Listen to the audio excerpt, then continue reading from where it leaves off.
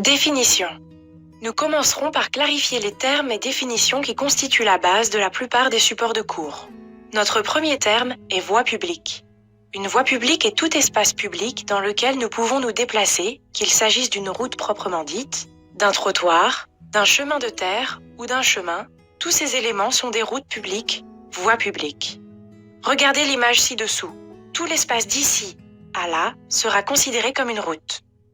Notre deuxième terme est usager de la route, qui est, comme son nom l'indique, une personne qui utilise la route, que ce soit pour conduire, marcher, se tenir debout ou pour toute autre raison. Chaque fois qu'une personne se trouve sur la route, elle doit être considérée comme un usager de la route, et à ce titre, elle doit respecter les lois et règlements qui s'appliquent aux usagers de la route. Si nous approfondissons un peu, nous pouvons faire une distinction supplémentaire entre la route en général et la chaussée, qui est une partie de la route destinée à être utilisée par les véhicules, indépendamment de la route qui est pavée ou non. Si nous revenons à l'image, nous pouvons voir que la route est la zone qui va d'ici à là. C'est la zone où nous voyons les véhicules.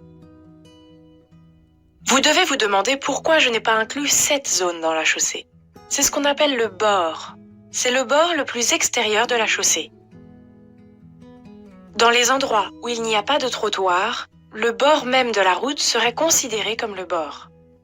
Le bord ne doit pas être utilisé pour les déplacements des usagers de la route, et personne ne doit s'y trouver, sauf dans des situations très spécifiques, dont nous parlerons plus tard.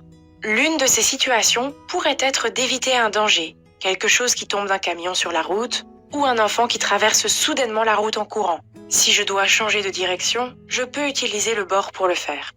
Donc, pour conclure, tout cela s'appelle la route. La zone réservée aux véhicules s'appelle la chaussée, et c'est le bord qui peut être utilisé dans les situations d'urgence. Maintenant, parlons de ce qu'est une voie de circulation. Une voie est une partie de la chaussée suffisante pour être utilisée par un seul rang de véhicules ayant plus de 2 roues. Une voie peut être délimitée ou non. Regardez cette image. Il y a 2 véhicules ici, mais aucune ligne pointillée sur la voie. Il y a 2 voies ici, même si elles ne sont pas délimitées.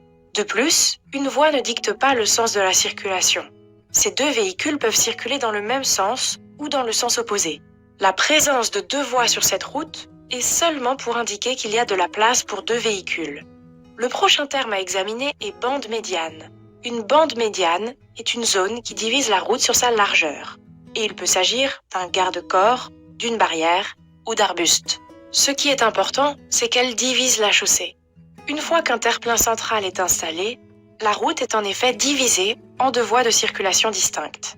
Notez qu'une bande médiane n'est pas une zone pouvant être utilisée pour le stationnement, ni une zone sur laquelle on peut circuler en cas d'urgence. Le seul but de la bande médiane est de diviser la route en 2 voies séparées, comme sur cette photo. C'est la voie 1 et c'est la voie 2. Notre prochain terme est passage piéton. Un passage piéton est aménagé sur une partie de la route et délimite une zone où les piétons sont autorisés à traverser. Nous le connaissons tous. Mais si nous avons une route divisée par un terre-plein central, alors nous avons essentiellement 2 routes et 2 passages piétons, un pour chaque. Dans une telle situation, lorsqu'un passage piéton est divisé par une bande médiane, il sera considéré comme 2 passages piétons distincts. Le prochain terme dont nous allons parler est chemin. Un chemin est une route pour un certain type d'usager de la route. Ce n'est pas une chaussée. Sur cette image, nous pouvons voir un chemin pour piétons. Et dans celle-ci, une piste cyclable. Un chemin peut être destiné aux piétons ou aux vélos, voire même aux 2 en même temps. Mais un chemin n'est pas une chaussée, donc il ne peut pas être utilisé par les véhicules. Le prochain terme est trottoir. Un trottoir est une partie de la route réservée aux piétons. Les véhicules peuvent traverser les trottoirs lorsqu'ils entrent ou sortent d'une cour, d'une station-service, d'une usine, etc. Seuls les fauteuils roulants ou les véhicules de nettoyage de voirie sont autorisés à circuler sur le trottoir. Si l'on vous demande à l'examen théorique quel véhicule est autorisé à circuler sur le trottoir, à l'exception d'un fauteuil roulant, la réponse serait un véhicule de nettoyage de voirie. Notez que les vélos ne sont pas autorisés à circuler sur le trottoir. Uniquement les piétons y sont autorisés. Les bicyclettes peuvent circuler sur des pistes cyclables spécifiques ou sur le bord droit de la chaussée. Le prochain terme que nous analyserons est intersection. Une intersection est le point de rencontre de 2 ou plusieurs routes délimitées par leur trottoir. C'est-à-dire que si nous avons deux routes ici et ici, leur rencontre crée une intersection. Observez le carré vert. Il s'agit de la zone de l'intersection qui est commune aux deux routes. Supposons que le véhicule rouge circule dans cette direction et le véhicule bleu dans cette direction. Ce point sera l'endroit où ils se rencontreront, le lieu d'un potentiel accident. Si l'on ajoute le véhicule vert circulant dans cette direction, c'est un autre lieu d'accident potentiel. Gardez à l'esprit que toute intersection comporte plus de 30 points de collision de ce type, des accidents potentiels. C'est pourquoi la loi stipule qu'il est nécessaire de ralentir à l'approche d'un carrefour. Lors de l'examen théorique, on vous demandera peut-être quel problème un conducteur peut-il rencontrer à l'approche d'un carrefour. Une des réponses peut être « la vitesse à l'intersection change », ce qui est vrai. Mais ce n'est pas le problème. Le problème auquel les conducteurs sont confrontés lorsqu'ils s'approchent d'un carrefour est la nécessité d'observer les véhicules qui approchent sous différents angles, de remarquer et de respecter les différents signes et marquages dans la zone du carrefour, ainsi que de faire attention aux piétons. En bref, un conducteur doit traiter de nombreuses informations en peu de temps. La réduction de la vitesse est le moyen d'atténuer ce problème. Le prochain terme que nous analyserons est celui de passage supérieur. Un viaduc est un endroit où deux ou plusieurs routes se rencontrent à des niveaux différents. Prenez cette photo par exemple. Nous avons cette route et au-dessus, une autre route qui se rejoint dans une structure ressemblant à un pont. Il s'agit d'un pont supérieur. Les deux routes se rencontrent, mais à des niveaux différents, par opposition à une intersection qui se trouve au même niveau. Nous allons aborder la circulation de nuit, soit le temps qui s'écoule entre 15 minutes après le coucher du soleil et 15 minutes avant le lever du soleil.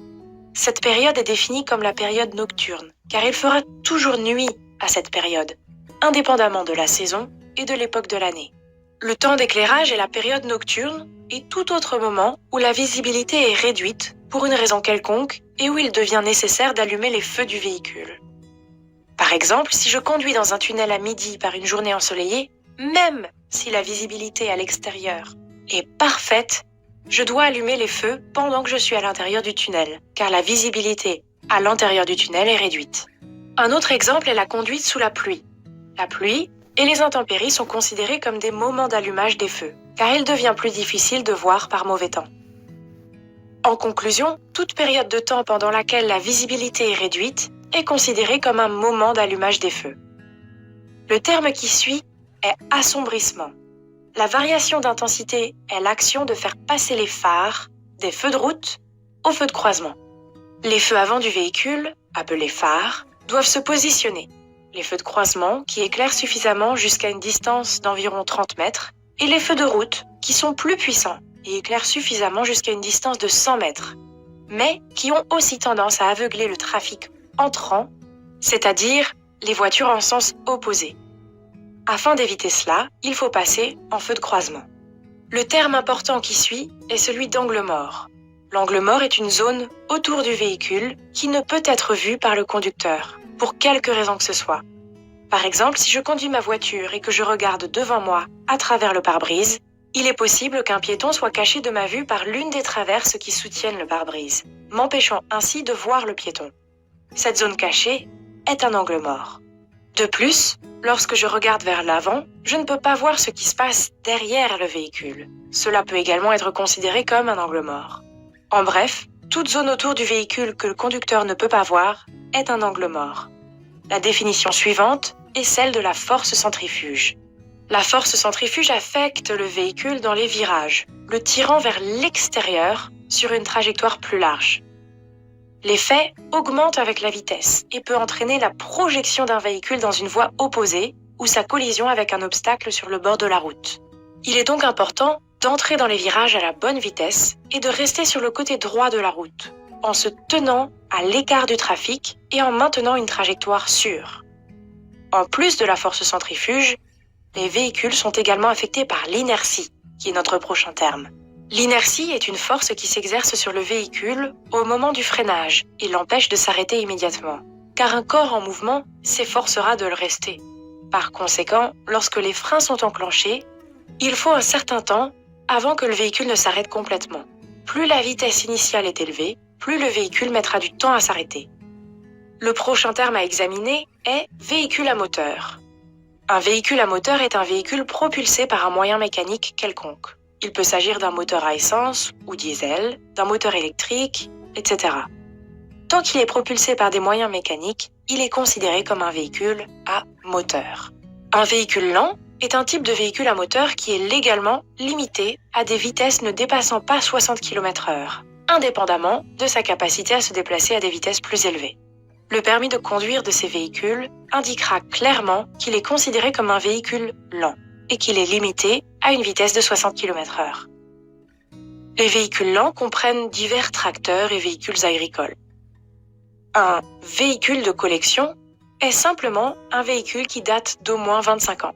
Cela signifie que 25 ans se sont écoulés depuis la date de production de mise en circulation indiquée sur la carte grise. Un autre type de véhicule à moteur peut être un quad. Il s'agit d'un véhicule à 4 roues que le conducteur conduit comme un vélo, avec les jambes de chaque côté du véhicule, et le dirige à l'aide d'un guidon. Il est considéré comme un véhicule lent et est donc limité à 60 km/h sur une route, même s'il peut généralement aller beaucoup plus vite. Enfin, un tracteur de fret est un type de petit tracteur. Il peut peser jusqu'à 1500 kg, à 4 roues et est dirigé à l'aide d'un volant. Il est également considéré comme un véhicule lent, limité à 60 km/h. Véhicules d'urgence. Le prochain sujet que nous allons aborder est celui des véhicules d'urgence. Les véhicules d'urgence sont, comme leur nom l'indique, des véhicules spéciaux qui sont utilisés dans des situations d'urgence. Pour conduire un tel véhicule, il peut être nécessaire de posséder un permis de conduire spécial à modifier en fonction de la législation locale. Les véhicules d'urgence comprennent les ambulances, les véhicules de sapeurs-pompiers, les véhicules de police et de gendarmerie. Ils sont considérés comme des véhicules d'urgence lorsqu'ils fonctionnent avec des sirènes et des feux d'urgence allumés. Ce sont des feux clignotants colorés. À tout autre moment, ces véhicules sont considérés comme des véhicules ordinaires. En tant que véhicule d'urgence, un véhicule peut effectuer des actions interdites par la loi, comme par exemple dépasser la limite de vitesse, rouler à contresens ou traverser un carrefour lorsque le feu est rouge. Toutefois, il ne peut le faire que si cette action ne met pas en danger la vie des autres usagers de la route. Lorsque vous entendez ou voyez un véhicule d'urgence en service, il est important de se dégager le plus rapidement possible pour lui permettre de faire son travail.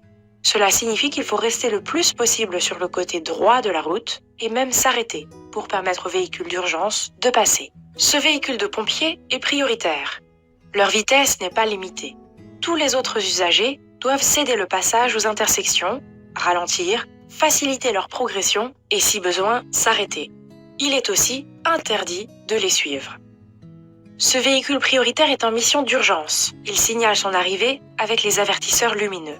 Je dois immédiatement m'arrêter afin de lui faciliter le croisement. Avant de repartir, je céderai le passage aux piétons.